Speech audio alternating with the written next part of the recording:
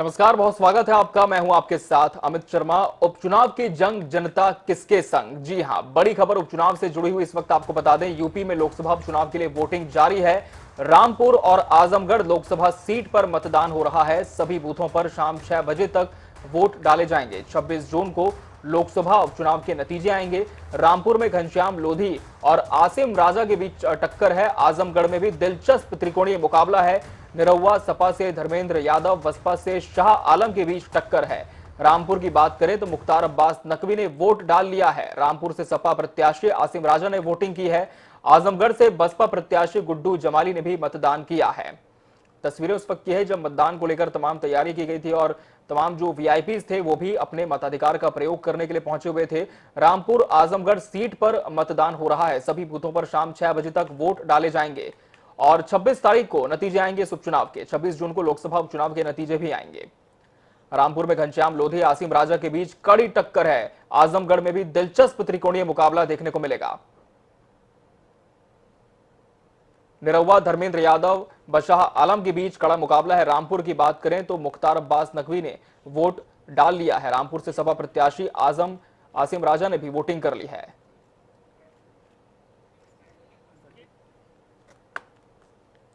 लोकतंत्र के पर्व में ठीक है, ये कुंभ मेला तो नहीं है लेकिन माघ मेला जरूर है, यानी उपचुनाव है। और इस लोकतंत्र के पर्व में पूरे जुनून और जज्बे के साथ अपने मताधिकार का इस्तेमाल करें। और जो लोकतंत्र है हमारा दुनिया का सबसे बड़ा लोकतंत्र है, और ये लोकतंत्र इसलिए भी महत्वपूर्ण है कि हमारे देश में हर महीने कोई ना कोई चुनाव होते हैं, चाहे विधानसभा के हों, लोकसभा के उपचुनाव हों, पंचायतों के चुनाव हों, लोकल बॉडीज के चुनाव हों। और हर चुनाव में जनता जिस जुनून और जज्बे के साथ हिस्सेदारी भागीदारी करती है, ये मेरे लोकतंत्र के मजबूत होने का एग्जाम्पल भी है और प्रमाण भी है। और पूरी दुनिया इसीलिए भारत के लोकतंत्र को सलाम करती है। आजमगढ़ और रामपुर लोकसभा सीट पर वोटिंग जारी है। आजमगढ़ में 9 बजे तक 9.21% मतदान हुआ। रामपुर की बात करें तो 9 बजे तक के जो वोटिंग आंकड़े आए, वोटिंग परसेंटेज है वो 7.86% हुआ है। रामपुर में 9 बजे तक 7.86% वोटिंग हुई है। आजमगढ़ और रामपुर लोकसभा सीट पर वोटिंग अब भी जारी है। तो बड़ा अपडेट आपको बता दें, सुबह 9 बजे तक के ये आंकड़े हैं। रामपुर की बात करें तो 7.86% तक सुबह 9 बजे तक वोटिंग हुई है। वहीं आजमगढ़ में भी 9.21% मतदान का वोटिंग परसेंटेज सामने आया है।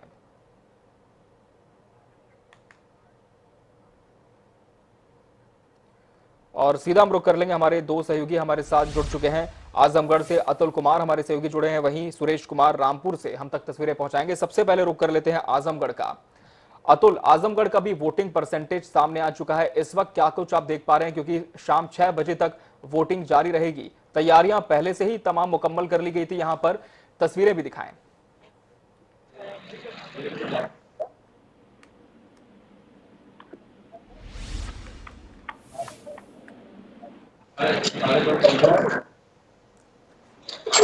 कोई नहीं है जी, अतुल के पास हम फिर से लौटने की कोशिश करेंगे, उनकी आवाज हम तक नहीं पहुंच पा रही। हम रुक कर लेंगे सुरेश कुमार का रामपुर से। जी सुरेश, आपसे भी वही सवाल है कि वोटिंग परसेंटेज सुरेश सामने आ चुका है रामपुर का, सुबह 9 बजे तक के आंकड़े हैं। ताजा क्या किसी तरह का अपडेट आया वोटिंग परसेंटेज का? तस्वीरें भी दिखाएं मतदान स्थल की, किस बूथ पर आप खड़े हैं? जी, मैं बता दूं आपको अमित जी, रामपुर में इस समय लगभग 9% वोटिंग हो चुकी है, क्योंकि जो मतदाता है वो लगातार धीरे धीरे आ रहे हैं, एक एक दो दो करके आ रहे हैं। कहीं ना कहीं वोटिंग परसेंटेज अभी बहुत कम चल रही है। ये मैं यहाँ पर जिला पंचायत के बूथ संख्या 260 पर खड़ा हूँ, लेकिन मैं आपको दिखा दूं जो तस्वीरें हैं यहाँ, जिस तरीके से लोग आ रहे हैं, बहुत स्लो तरीके से आ रहे हैं और बहुत हल्की वोटिंग चल रही है। जी जी अमित जी। जी बिल्कुल। वहीं अगर सुरेश हम बात करें तमाम वीआईपीज की, तो क्या वो भी वोट कास्ट कर चुके हैं या फिर अब भी इंतजार है? ये मैं बता दूं आपके जो कांग्रेस के पूर्व विधायक हैंगे नवाब काजी मलिक खां और नवेद मियां, वो यहाँ पर वोटिंग करके जा चुके हैं। और जो अभी जो पिछली बार जो इलेक्शन लड़े थे विधानसभा से, उसके क्या नाम है जी बिल्कुल बिल्कुल सुरेश, तो वीआईपीज भी यहां पर पहुंच रहे हैं, उनका वोट कास्ट यहां पर हो रहा है। और जिस तरह की तैयारियां थी सुरेश यहाँ पर, वो क्या पूरी तरह से काफी नजर आई, या फिर हम कह सकते हैं कि अंतिम चरण तक जो तैयारियों का दौर था वो यहाँ पर जारी रहा? अगर सुरक्षा की बात करें तो सुरक्षा के मद्देनजर तो यहाँ पर लगातार सुरक्षा की फोर्स लगा रखी है। 72 कंपनियां लगा रखी है, पैरामिलिट्री फोर्स लगा रखी है कि उसको देखते हुए कहीं ना कहीं ये रामपुर की सुरक्षा व्यवस्था बहुत अच्छी है। और जो आसिम राजा है समाजवादी प्रत्याशी, वो वोट डाल चुके हैं ये। जी और आजम खान लगभग 11 बजे करीब वोट डालेंगे जी।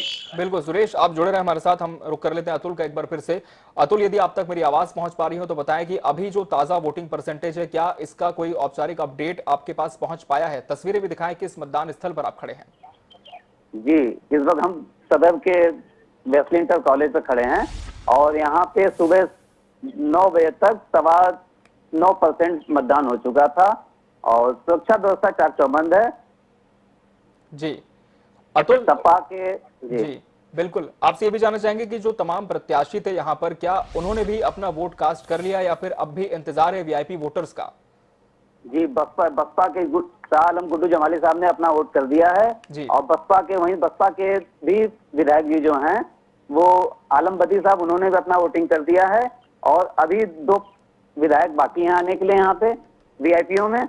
और वोटिंग सुचारू रूप से चल रही है, प्रशासन द्वारा सुरक्षा व्यवस्था सही रखी गई है।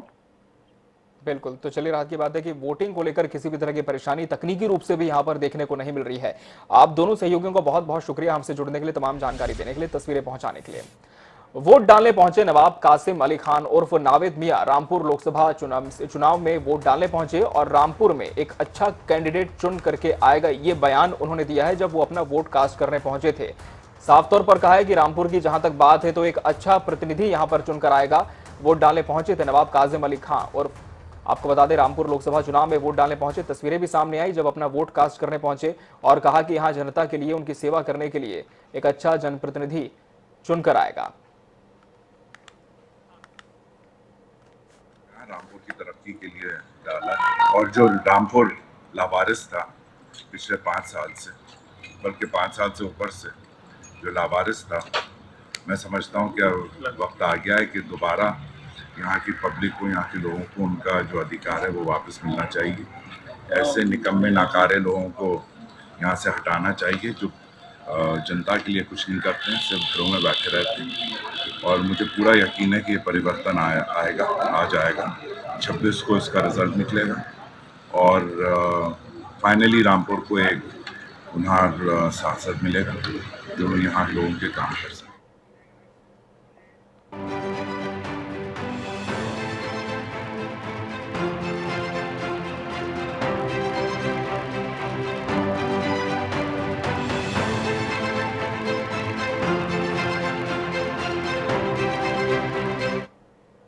और इस बीच बड़ी खबर आपको बता दें, डॉक्टर श्यामा प्रसाद मुखर्जी का बलिदान दिवस आज है। पुण्यतिथि पर यूपी भाजपा की बड़ी तैयारी है। सिविल अस्पताल में प्रतिमा पर सीएम योगी ने माल्यार्पण किया। यूपी भाजपा के सभी बूथों पर कार्यक्रम होगा। डॉक्टर श्यामा प्रसाद मुखर्जी की पुण्यतिथि पर यूपी भाजपा ने बड़ी तैयारी की है और तस्वीर भी आप देख पा रहे हैं। सिविल अस्पताल में सीएम योगी मूर्ति का माल्यार्पण करें और यूपी भाजपा के सभी बूथों पर आज विशेष कार्यक्रम इस पुण्यतिथि के अवसर पर आज आयोजित किया जाएगा।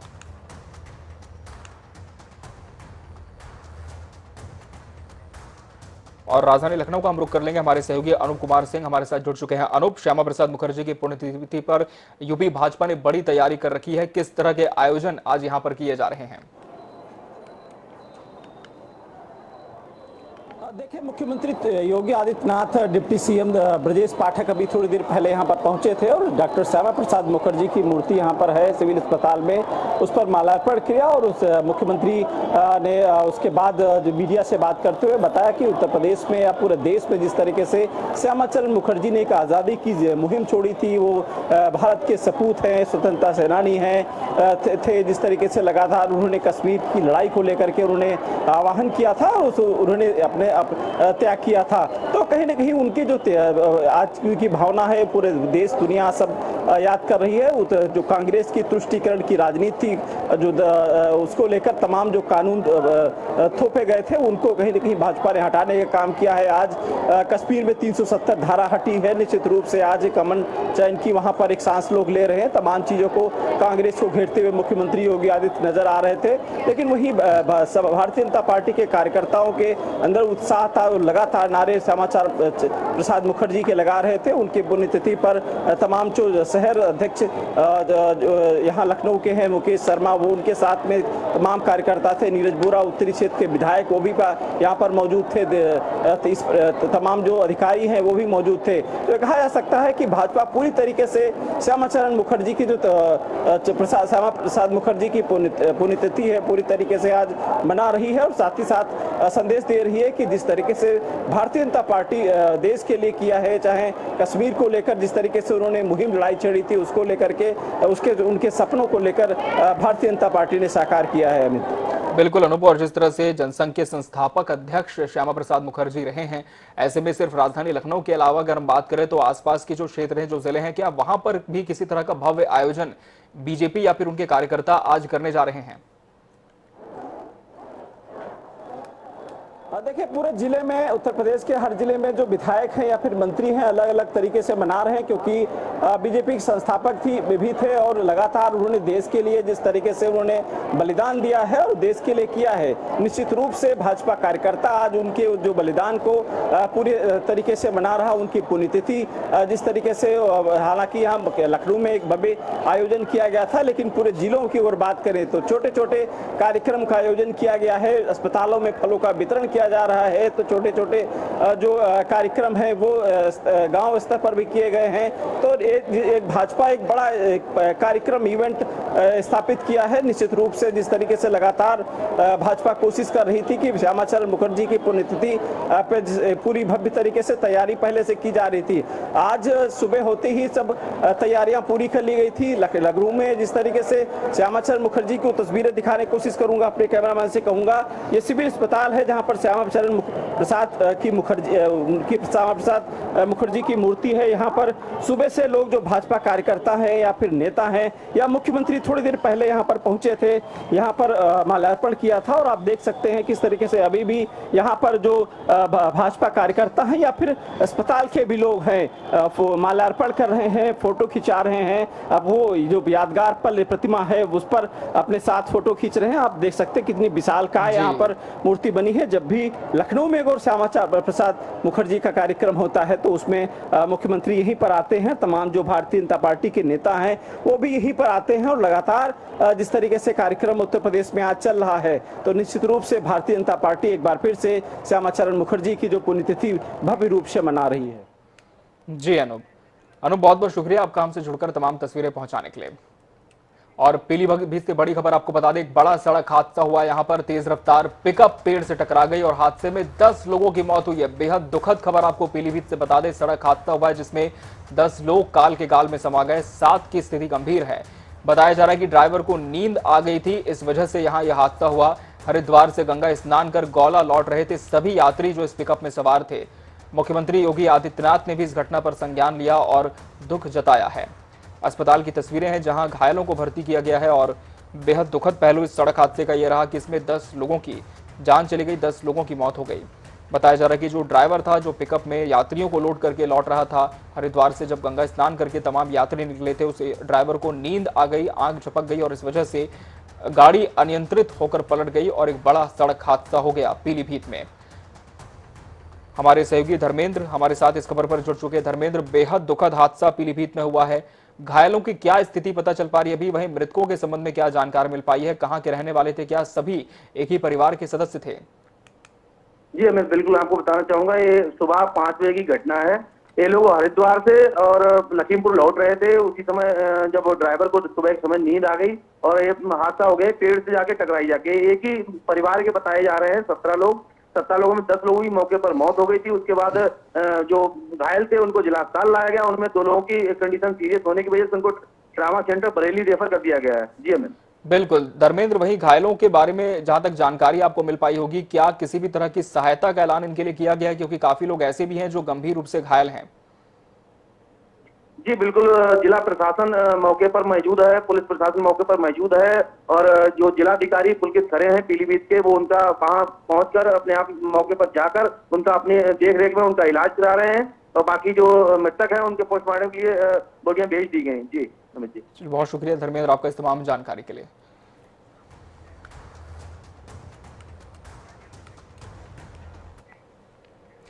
बढ़ते आगे और बात करते हैं गाजियाबाद की, जहां से एक तस्वीर सामने आई है वो इंसानियत को शर्मसार कर रही है। जिला अस्पताल में एक महिला को ना तो स्ट्रेचर मिला ना ही व्हीलचेयर। उसके परिजन महिला को हाथ ठेला से अस्पताल में यहां से वहां ले जाते दिखे। परिजनों के मुताबिक महिला को टीबी है, लेकिन देखना तो दूर की बात, अस्पताल प्रशासन महिला को स्ट्रेचर या व्हीलचेयर भी मुहैया नहीं करवा पाया। अब देखना यह है कि प्रशासन इस पूरे मामले में क्या कदम उठाता है। तो काफी ताज्जुब ये तस्वीरें करती हैं, क्योंकि गाजियाबाद अपने आप में एक अच्छा शहर माना जाता है और वहां स्वास्थ्य व्यवस्था का कुछ इस तरह का हाल होगा ये किसी ने सोचा भी नहीं था। क्योंकि अक्सर जब मरीज यहां पर पहुंचते हैं तो जो मरीज चलने के काबिल नहीं होते हैं, जो असहाय होते हैं, स्ट्रेचर या फिर व्हीलचेयर की मदद से उन्हें वार्ड तक पहुंचाया जाता है, जहां डॉक्टर्स उन्हें देखते हैं। लेकिन यहां इस महिला को स्ट्रेचर या व्हीलचेयर दोनों में से भी कोई एक भी साधन नसीब नहीं हुआ और मजबूरी देखिए परिजनों की महिला का इलाज कराना था, क्योंकि टीबी जैसी गंभीर बीमारी से महिला पीड़ित थी। ऐसे में हाथ ठेले से खींचते हुए ही, रिक्शे से खींचते हुए ही जो परिजन थे वो अस्पताल लेकर पहुंचे और ये तो तस्वीर कैद हो गई। न जाने ऐसे कितने ही मरीज आते होंगे जो असहाय होते होंगे और उन्हें इस तरह अपने ही साधन करते हुए अस्पताल तक पहुंचना पड़ता होगा या फिर अस्पताल के अंदर दाखिल होता होगा। अब देखना होगा कि जो सीएमओ है, संबंधित जो डॉक्टर्स हैं, क्या वो इस घटना पर किसी तरह का संज्ञान लेते हैं या फिर सिर्फ अपनी ड्यूटी करके ही अपने कर्तव्यों से इतिश्री कर लेते हैं। तो Sakib one stop centre Ghaziabad की तस्वीर एक बार फिर आपको दिखा रहे हैं। देखिए कितनी आश्चर्यचकित ये तस्वीरें करती हैं, जहां पर तमाम स्वास्थ्य व्यवस्था दुरुस्त होने के दावे किए जाते हैं, वहां पर इस तरह की बदहाली है। बढ़ते आगे और बात करेंगे पूर्वांचल की राजधानी देहरादून से बड़ी खबर इस वक्त की आपको बता दें, आईएएस रामविलास यादव को गिरफ्तार कर लिया गया है। आईएएस रामविलास यादव को गिरफ्तार किया गया है। रात 2 बजे पूछताछ के बाद रामविलास की गिरफ्तारी हुई है। आय से अधिक संपत्ति का यह पूरा मामला था, जिसमें जांच चली और गिरफ्तारी हुई। विजिलेंस की पूछताछ में सही जवाब नहीं दे पाए रामविलास। जब उनसे पूछा गया कि इतनी संपत्ति आपने कहां से अर्जित की, क्या कुछ आपके पास इसके संबंध में फैक्ट्स हैं, तो इसमें संतुष्टिप्रद जवाब नहीं दे पाए रामविलास और आखिरकार उनकी गिरफ्तारी हो गई। आय से अधिक संपत्ति का यह पूरा मामला। देहरादून से बड़ी खबर आपको बता रहे हैं, तस्वीरें भी सामने आई हैं। आईएएस रामविलास और इनकी गिरफ्तारी हो चुकी है। विजिलेंस की टीम ने कड़ी पूछताछ की आय से अधिक संपत्ति के मामले में और जब रामविलास के जवाबों से संतुष्ट नहीं हुई विजिलेंस की टीम, तो कार्रवाई करते हुए उनके खिलाफ उन्हें गिरफ्तार कर लिया है। और सीधा हम रुख कर लेंगे राजधानी देहरादून का। हमारे सहयोगी अजीत काम्बोज जुड़ चुके हैं। अजीत, काफी ये मामला सुर्खियों में भी रहा। आईएएस रामविलास यादव जो कि लंबे वक्त से विजिलेंस टीम के रडार पर भी चल रहे थे, टीम ने पूछताछ की लेकिन कोई भी जवाब नहीं दे पाए। गिरफ्तारी के अलावा किस तरह की और कार्रवाई अब उनके खिलाफ की जा रही है और अब तक की जांच में क्या कुछ मिला है इनके खिलाफ? बिल्कुल अमित, अगर उत्तराखंड की बात की जाए तो सबसे बड़ी खबर है कि देर रात को 2 बजे के करीब आईएएस अधिकारी रामविलास यादव को विजिलेंस ने गिरफ्तार कर लिया है। कल दोपहर 1 बजे के करीब वो विजिलेंस दफ्तर पहुंचे थे अपने सबूतों के साथ और तमाम दस्तावेज उन्होंने उपलब्ध कराए थे और उसके बाद से ही लगातार विजिलेंस की तरफ से जांच पड़ताल थी वो की जा रही थी, बयान दर्ज किए जा रहे थे और देर रात को 2 बजे की ये खबर आ रही है कि 2 बजे उनको गिरफ्तार कर लिया गया है। तो साफ है कि लगातार जो सुर्खियों में थे रामविलास यादव, आय से लगभग 527 गुना अधिक उनके पास संपत्ति पाई गई थी, जिसको लेकर विजिलेंस जांच बैठी थी। और कुछ ही दिनों पहले देहरादून, गाजीपुर, लखनऊ समेत कई ठिकानों पर रामविलास यादव के छापेमारी की गई थी। एक साथ ये छापेमारी हुई थी और कई तरह की संपत्ति और जांच की बातें निकलकर सामने आई थी। और उस गिरफ्तारी से बचने के लिए 21 जून को खुद रामविलास यादव अपने अधिवक्ता के साथ हाईकोर्ट पहुंचे थे और गिरफ्तारी पर स्टे लेने की उनकी तरफ से मांग की गई थी। साथ ही हाईकोर्ट में उनकी तरफ से जो दलील दी गई थी कि विजिलेंस ने उनको प्रॉपर समय नहीं दिया सबूत पेश करने के लिए और ना ही उनकी बात को सुना गया, जिसके बाद हाईकोर्ट ने उनकी गिरफ्तारी पर तो रोक नहीं लगाई, लेकिन इतना जरूर कहा था कि आप 22 जून को विजिलेंस दफ्तर पहुंचे और अपने सारे सबूत जो भी साक्ष्य आपके पास मौजूद हैं वो उपलब्ध कराने का काम करें। तो कल दोपहर 1 बजे रामविलास यादव अपने अधिवक्ता के साथ विजिलेंस दफ्तर देहरादून में पहुंचे और जहां उसके बाद से लगातार उनसे पूछताछ की जा रही थी और देर रात को इस बात की पुष्टि हुई है कि 2 बजे के करीब रामविलास यादव को गिरफ्तार कर लिया गया है। तो साफ है कि जो भ्रष्टाचार को लेकर उत्तराखंड सरकार का रवैया था, एक कड़ा रुख था, वो साफ होता नजर आ रहा है। देर शाम को ही उनको शासन की तरफ से सस्पेंड कर दिया गया था और उसके बाद आधी रात को उनको गिरफ्तार कर लिया गया। तो एक बड़ी कार्रवाई है एक आईएएस अधिकारी पर जो उत्तर प्रदेश से लेकर उत्तराखंड तक में महत्वपूर्ण पदों पर रहे हैं और उनके ऊपर आय से अधिक संपत्ति का यह मामला जो दर्ज किया था। उत्तर प्रदेश से जो रिपोर्ट उत्तराखंड सरकार को भेजी गई थी उसके बाद देहरादून विजिलेंस में जनवरी माह के करीब यह मुकदमा दर्ज किया गया था और तभी से विजिलेंस लगातार जांच कर रही थी और लगभग 10 दिन पहले उनके ठिकानों पर छापेमारी की गई और उसके बाद जो धरपकड़ अभियान तेज किया गया उसके बाद से ही लगातार आईएएस जो रामविलास यादव है वो पूछताछ से बचते हुए तुरंत अपनी अपील लेकर हाईकोर्ट पहुंचे तो हाईकोर्ट में उन्होंने गिरफ्तारी पर रोक लगाने की मांग की थी और देर रात को उनकी गिरफ्तारी हो चुकी है। तो साफ है कि आज जो सुनवाई होनी थी 23 जून को दोबारा हाईकोर्ट पे सुनवाई हो रही थी और अब विजिलेंस अपना दलील वहां पर प्रस्तुत करेगी। विजिलेंस की तरफ से जो साक्ष्य मौजूद जो प्रस्तुत किए जाएंगे उसके बाद स्थिति स्पष्ट हो जाएगी कि आगे क्या कार्रवाई होने जा रही है। जी बिल्कुल बिल्कुल अजीत, बहुत शुक्रिया आपका अजीत हमसे जुड़ने के लिए, इस खबर पर तमाम जानकारी देने के लिए। और बढ़ते हैं आगे। उत्तराखंड में राशन कार्ड को स्मार्ट बनाने को लेकर लगातार तैयारी जारी है। स्मार्ट राशन कार्ड एटीएम की तरह काम करेगा और उपभोक्ता देश के किसी भी हिस्से से राशन ले सकेंगे। खाद्य आपूर्ति मंत्री रेखा आर्य ने कहा है कि स्मार्ट राशन कार्ड के जरिए उपभोक्ताओं को कई प्रकार के लाभ मिलेंगे, जिसमें उनकी आइडेंटिटी से लेकर कई अन्य सारे लाभ भी शामिल हैं।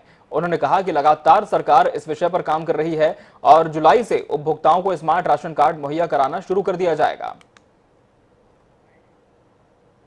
राशन कार्ड अपने आप में जिस प्रकार से हमारी पुराने राशन कार्ड की व्यवस्था थी, बाकायदा एक बुकलेट थी और वो एक छोटे से स्मार्ट कार्ड के रूप में परिवर्तित हो जाता है। उसमें एक यूनिक नंबर है। उसका फ़ायदा ये है कि वो फटता नहीं है, गलता नहीं है, कैरी करने में आसान है और साथ साथ में उस यूनिक नंबर में यदि एक कोई राशन कार्ड धारक है तो उसका वो यूनिक नंबर पूरे देश भर में उसी का होगा।